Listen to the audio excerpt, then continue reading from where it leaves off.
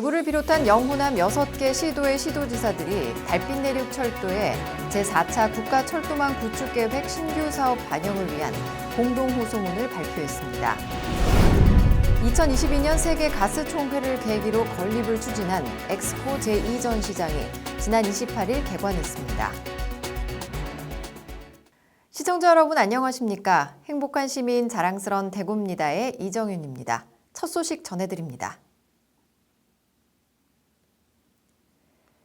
영호남 6개의 시도지사가 대구, 광주 달빛내륙철도를 제4차 국가철도망 구축계획의 신규 사업으로 반영해 줄 것을 대통령에게 호소하는 공동호소문을 발표했습니다.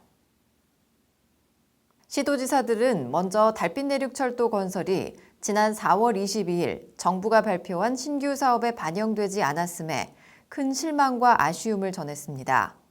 특히 정부가 이번 철도망 구축계획 안에 사업을 반영하지 않은 사유로 낮은 경제성과 사업 규모를 든 것에 대해 지금 당장의 경제성보다 미래의 관점에 접근해야 함을 들어 역설했습니다.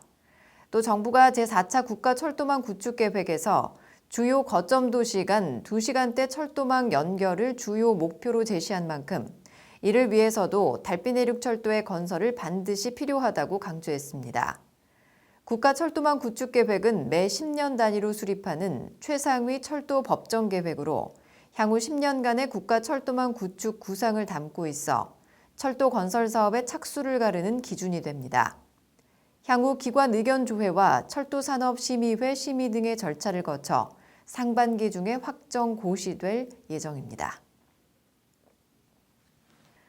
2022년 세계 가스총회를 계기로 건립을 추진한 엑스코 제2전시장이 지난 28일 개관했습니다. 이날 개관 기념식은 권영진 시장과 이철우 경북도지사, 지역 국회의원과 전국 마이스 업계를 비롯한 각계 인사 100여 명이 참석한 가운데 국제 그린에너지 엑스포의 개막일에 맞춰 진행됐습니다. 엑스코 제2전시장은 총 사업비 2,694억 원을 투입해 전시 면적은 15,000제곱미터고 지하 1층, 지상 2층 규모로 완공됐습니다. 건물은 세계 문화, 교류의 문을 형상화해 디자인됐고 엑스코가 사람과 정보, 최고의 서비스가 모이는 장소로 아시아를 넘어 세계를 향해 나아간다는 의미를 담았습니다. 또 초기 단계부터 친환경적으로 설계해 옥상에는 900kW급 대규모 태양광 발전 설비 시스템을 설치하고 녹색 건축, 장애물 없는 생활 환경, 에너지 효율 등급 인증을 받았습니다.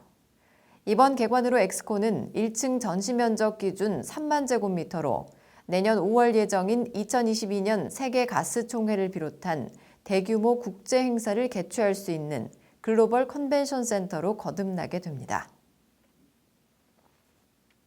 이어서 한 주간 시정 단신을 알려드립니다. 태양광, 수소, 연료전지 등 신재생에너지 분야 최신 기술과 제품을 한자리에서 살펴볼 수 있는 제18회 국제 그린에너지 엑스포가 28일 개막했습니다. 이번 전시회는 코로나19의 전 세계 확산 양상에도 불구하고 세계 10대 태양전지, 태양전지 패널 기업 중 6개사, 세계 태양광 인버터 기업 중 7개사 등 글로벌 태양광 전문 기업들이 대거 참가했습니다. 전시 기간에는 2021 태양광 마켓 인사이트와 2021 수소 및 연료전지 포럼 등을 비롯한 12개 프로그램도 진행됐습니다. 올해 처음 선보인 제1회 수소 마켓 인사이트는 글로벌 수소 시장 동향과 전망, 국내외 수소 산업 정책과 시장 동향을 주제로 4월 30일 온오프라인으로 진행됐습니다. 대구시가 고 정점식 화백의 예술정신을 계승하기 위한 미술상 제정과 운영을 위해 도솔문화원과 28일 업무협약을 체결했습니다. 협약을 통해 대구시는 미술상 운영을 위한 행정적 절차를 진행하고 도솔문화원은 미술상이 안정적으로 운영될 수 있도록 상금과 운영비를 지원합니다. 가칭 정점식 미술상은 2022년 6월 첫 수상자를 선정하며 미술 창작을 제외한 미술 전 분야를 대상으로 전국 규모로 진행합니다. 수상자에게는 상금 2천만 원과 상패를 수여합니다. 대구시가 수집한 문화예술 자료를 공개하기 위한 대구 문화예술 아카이브 열린 수장고가 지난 29일 개관했습니다. 열린 수장고는 162제곱미터의 아담한 공간이지만 예술가의 방, 영상실, 기획전시대, 오늘의 아카이브 열람실 등 알찬 공간으로 꾸며졌습니다. 1950년에서 60년대 대구의 예술가들이 해외 음악인들과 교류한 흔적과 한국 전쟁 시 향촌동에는 폐허에도 바흐의 음악이 흘렀다는 기사가 수록된 에뛰드 1953년 10월호 등이 전시됐습니다. 대구시가 지역 내 롯데백화점과 이마트, 홈플러스의 적극적인 협력으로 달구벌 키다리 기부 전방 3개소를 설치했습니다.